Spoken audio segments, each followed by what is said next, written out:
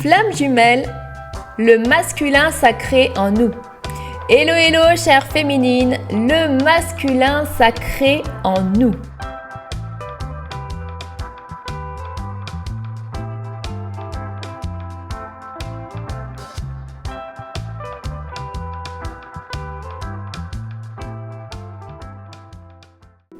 Alors nous allons voir une petite série de plusieurs vidéos, 4, 5, 6 vidéos je pense, pour approfondir le sujet de la théorie de Carl Gustav Jung sur l'animus et l'anima.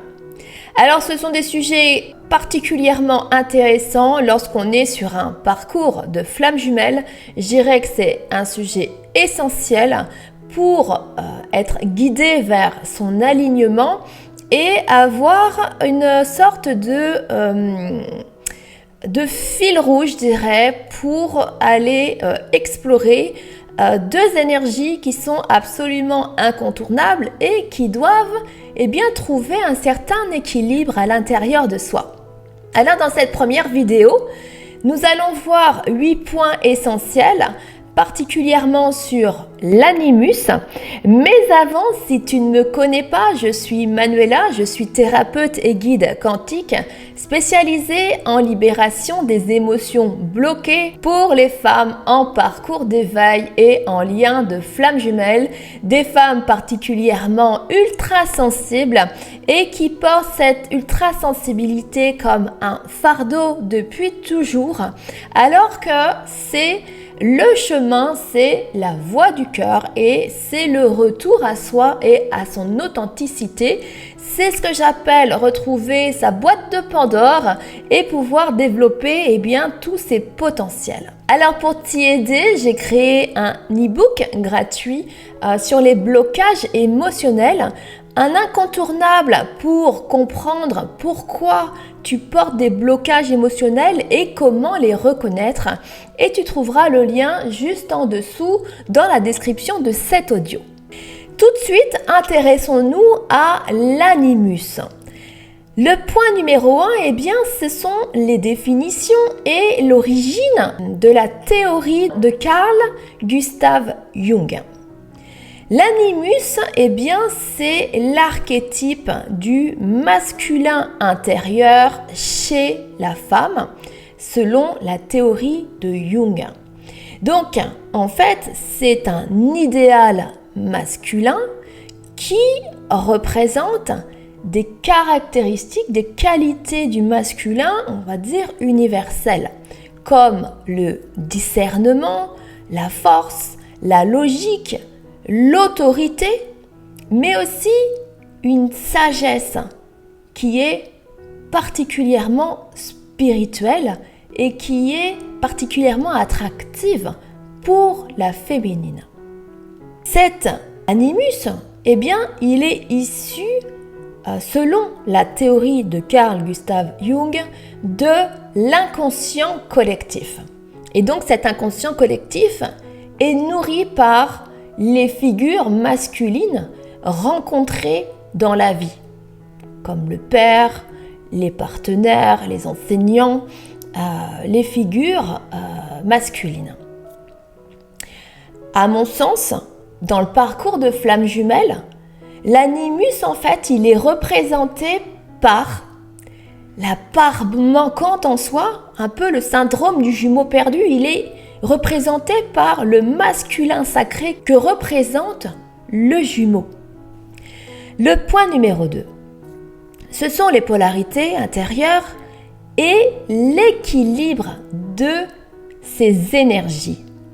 Donc, chaque être humain, selon Carl Gustav Jung, porte en lui les deux polarités. Le féminin, l'anima, et le masculin, l'animus. Je dirais que dans le parcours des flammes jumelles, il y a une carence véritable pour la féminine, il y a une carence véritable en masculin sacré.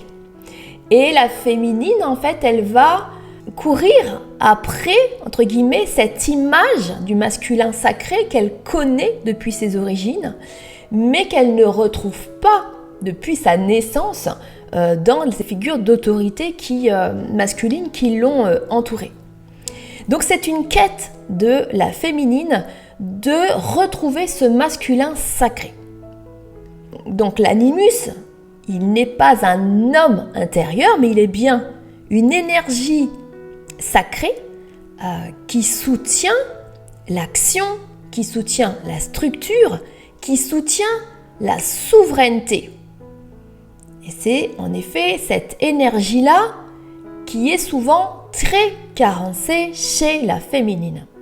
L'équilibre entre ces deux polarités, eh bien, il est essentiel pour ce qu'appelle Carl Gustav Jung l'individuation, qui est pour lui un processus d'unification du soi, que je dirais, qui s'appelle souvent la complétude chez les flammes jumelles.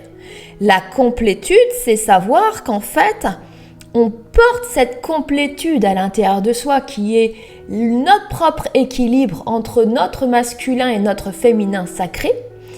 On le porte en soi, mais pour l'exprimer, il est important d'aller à sa rencontre. On ne l'a pas comme ça en claquant des doigts, c'est vraiment tout un processus, un cheminement de guérison pour arriver à cette complétude. Et il est important de comprendre que quand on croit être arrivé, on n'est pas toujours arrivé parce que justement, on n'a pas toujours été vraiment exploré et bien souvent, c'est la part du masculin sacré parce que cette part du masculin sacré, elle reste une sorte d'idéal à atteindre et elle est souvent mise par la féminine sur un piédestal. Le point numéro 3, l'animus dans l'ombre. Alors ce sont les blessures et les distorsions. C'est-à-dire que lorsqu'il est refoulé ou blessé, eh bien l'animus va se manifester de façon dysfonctionnelle. Ça va être des pensées rigides ou des critiques de soi-même à l'intérieur.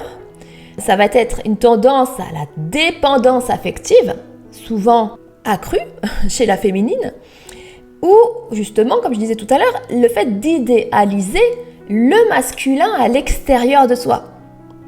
Et ça va être des difficultés à poser des limites ou à incarner sa puissance et en être digne de sa puissance. Alors ces distorsions, elles sont puissamment réveillées dans les relations d'âme et particulièrement chez les flammes jumelles. Le point numéro 4. Le féminin sacré est l'appel à l'animus. Le féminin sacré, lui, il est réceptif, il est intuitif, il est créatif, mais il a besoin du masculin sacré pour se manifester dans la matière. En fait, l'animus, il soutient le féminin dans sa mission, parce que lui, il va structurer, il va protéger, il va agir avec clarté. Et c'est ensemble qu'ils forment une union intérieure sacrée qui est un préalable à toute réunion extérieure. Le point numéro 5, c'est l'animus qui est une sorte de guide spirituel. À son niveau le plus élevé, l'animus devient un guide intérieur. Il ouvre la voie vers le soi complet, vers la sagesse, vers la mission d'âme, parce que le masculin permet de passer à l'action, d'organiser, de structurer son entreprise, entre guillemets, lorsqu'on est entrepreneur, et c'est souvent le cas des féminines qui viennent à un moment donné autonomes dans leur activité professionnelle parce qu'elles développent ce masculin sacré. Mais ce masculin sacré uniquement dans l'activité professionnelle n'est souvent pas suffisant. Il est vraiment important d'aller explorer tout le spectre du masculin sacré. Le masculin sacré, il peut aussi apparaître dans les rêves, dans les méditations, dans les synchronicités, sous forme de figures archétypales. Il peut aussi transmettre des messages à la féminine dans les rêves justement, dans les méditations, et prendre la forme de guerrier, de prêtre, de sage ou d'amant divin.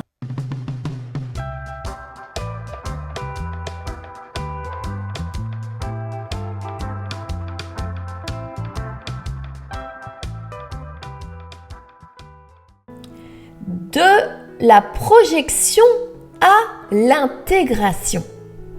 L'animus, il est souvent projeté sur les hommes à l'extérieur. Et ceci est dysfonctionnel. C'est voir un partenaire de vie, c'est voir le jumeau, c'est voir des hommes avec une certaine autorité ou une certaine stature. C'est de projeter son animus sur eux et de les idéaliser et du coup de les rendre inaccessibles. Le chemin, en fait, il consiste à reprendre cette énergie en soi. C'est-à-dire que c'est retrouver le chemin de ce masculin sacré à l'intérieur de soi. C'est l'intégrer consciemment pour ne plus dépendre de lui à l'extérieur. Et c'est comme ça d'ailleurs que tu vas l'attirer naturellement parce que tu vas l'avoir créé à l'intérieur de toi. Tu vas avoir intégré son énergie. Alors cela permet de sortir des schémas de souffrance et d'entrer dans une relation, donc à l'extérieur, une relation saine, une relation consciente, parce que tu es enfin complète. Le point numéro 7, c'est l'animus et la création consciente. Une femme qui est alignée avec son animus devient une créatrice consciente. Elle agit avec justesse, elle incarne sa vision et elle manifeste ses projets. L'animus soutient l'expression du féminin dans le monde. La féminine, elle se sent à l'aise de créer les vidéos, de créer des ateliers, des écrits, des livres, des accompagnements, parce qu'elle est soutenue par son animus qui structure sa créativité, qui l'organise et qui est une sagesse et un pilier pour elle. Le point numéro 8, c'est vers l'union sacrée, le masculin et le féminin enfin réconciliés. L'intégration de l'animus permet une guérison profonde du lien au masculin. Pour moi, c'est vraiment actuellement le sujet de guérir le lien au masculin grâce à cette énergie du masculin sacré qui est à intégrer. Bien sûr, il ne s'intègre pas, cette énergie-là, elle ne prend pas comme ça sa place à l'intérieur de toi, comme ça en claquant les doigts. Non, ça fait partie du parcours de guérison. Et la seule chose à faire, c'est de te libérer de tes blocages émotionnels liés au masculin pour pouvoir justement laisser la place progressivement à cette énergie du masculin sacré à l'intérieur de toi. Bien sûr, ce sont des choses que l'on travaille en séance, en accompagnement, parce que le féminin sacré et le masculin sacré sont des sujets qui me passionnent et qu'il est important que chaque féminine retrouve cet équilibre énergétique. Alors, la réconciliation du masculin et du féminin, elle ouvre la voie à la réunion sacrée à l'intérieur de soi. Et c'est comme ça qu'en fait, tu peux après refléter et attirer à toi cette relation d'âme équilibrée tout à fait naturellement. Tu n'es plus dans une situation d'attente parce qu'en fait, tu as ton énergie du masculin sacré qui te comble. Donc à partir du moment où tu n'attends plus et tu ne cours plus après un soi-disant masculin sacré à l'extérieur, en fait, le masculin idéal arrive à toi naturellement.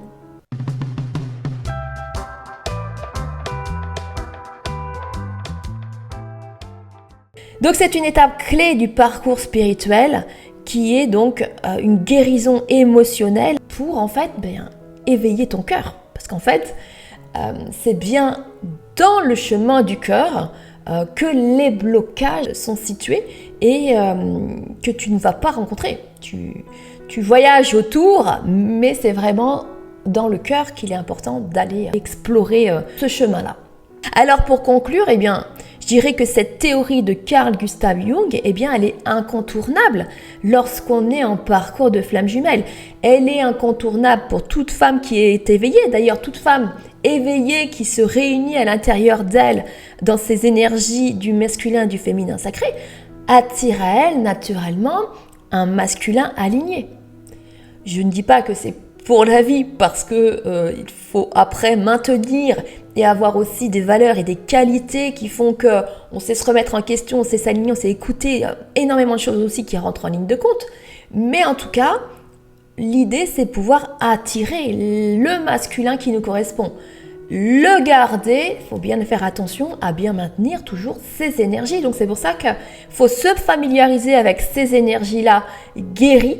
Et ensuite, c'est beaucoup plus facile de maintenir la relation. Si cet audio t'a apporté de la valeur, pense à le liker, pense à le partager à une autre flamme jumelle, pense à récupérer ton e-book gratuit en barre de description sur les blocages émotionnels et n'oublie pas de poser un cœur rouge dans les commentaires. Je te souhaite une merveilleuse soirée, je t'envoie énormément d'amour et je te dis à très vite.